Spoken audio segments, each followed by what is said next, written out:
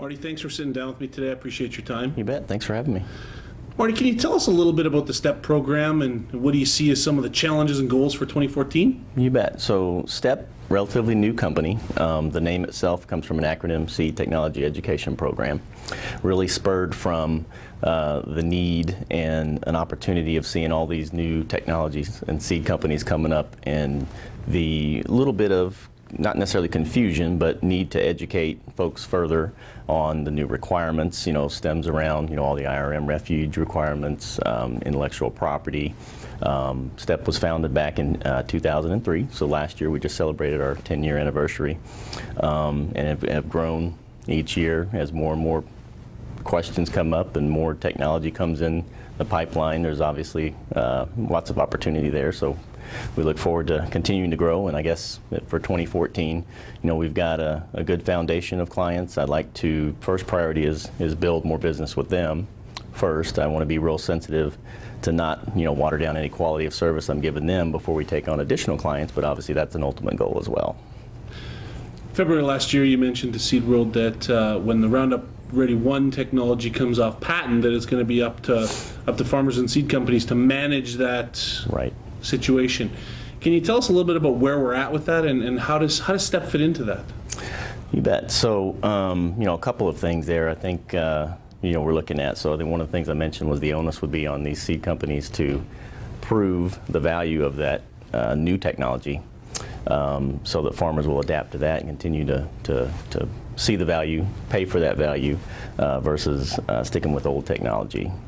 The onus being on the seed companies, I think really it goes back to the old adage of the proof is in the pudding. Simple as, if the value's there, they produce and give the farmers a bean that's going to yield like they want to, it's going to show the value, they'll purchase that versus going back to any of the older seed. In 2012, STEP did some research with some of the Monsanto dealers. Can you talk to us a little bit about what the impetus to that was and what was the outcomes? Yeah, so not necessarily research, it was more or less education and training opportunities that we do. So we'll go out, it's an annual project that we do each season.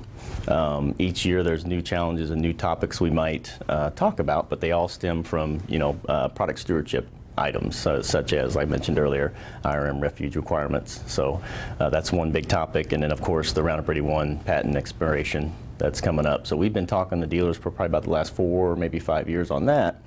A lot of questions those first couple of years as we've kind of continued to bring that topic up, less and less questions, more understanding, more acceptance. The industry as a whole obviously had a lot of questions being the first patent off expiration of its kind like that. But seeing a lot more understanding out there.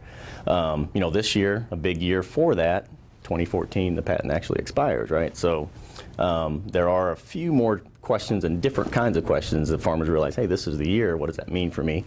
Not necessarily looking into buying a savable bean, but more or less just trying to understand what does that mean and what are my options. Right.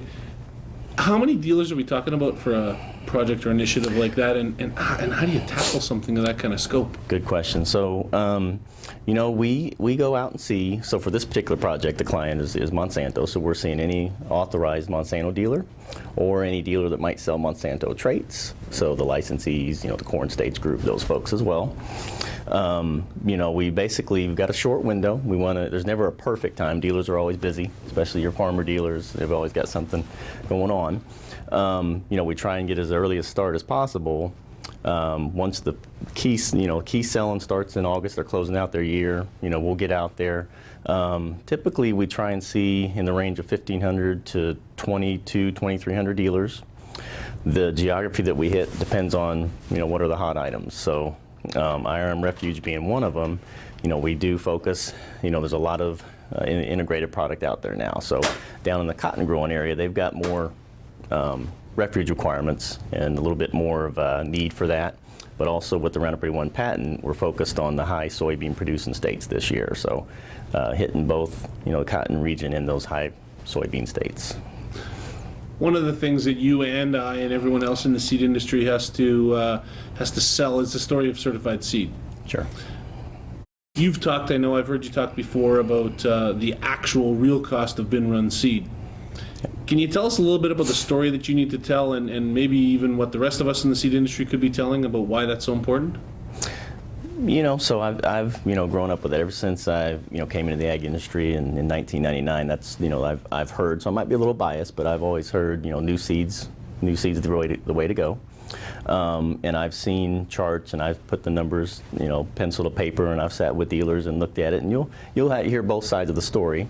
But what I continue to hear from more and more dealers and farmers seeing is, look, it's just the value's there in the new seed.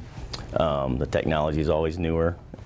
You've got all these input costs if you decide you want to. And if there is a bin run bean that you want to do, you've got all these input costs for that. Storage, you're losing the commodity.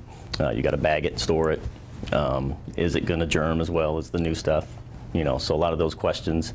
But back to that one question about the onus being on the seed companies. Look, the proof will be in the pudding, right? If it doesn't continue to show that value and they don't see the yield and the benefit, you could see a change in that. Make some decisions with their pocketbook. Sure, right? you bet. Absolutely. So we talked about seed. How does the entire world of seed enhancement and seed coatings and seed, how does that fit into the step world? Gosh, so complex, seems to be getting more and more complex. So, for us, our opportunity that we see is partnering with our clients and seeing, hey, where are there a need to help connect the dots and help the dealers understand, and in turn they trickle that down to their growers to help understand the changes, because it's always changing, and looks like more and more products down the pipeline, and it'll seem like there'll always be a need to understand that. There will always be a need, indeed, to further understand.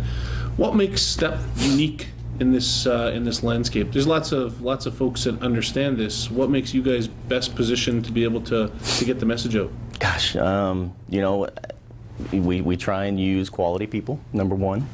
We kind of grew in this industry. In '99 is kind of when all these, 97, I guess, the first traits, and then '99 really exploded on there with Roundup Ready One acceptance, and we jumped on board. Like I said, we chartered the company in 2003, and just grown with all this technology. So have the experience, have a team of folks that are in the industry, and make that face-to-face connection every year, and seeing so many dealers and farmers, we hear, the real stories out there in the field with them. That's great. Marty, thanks very much for sitting down with me. Yep. Thank you, sir. Thank you. Appreciate it.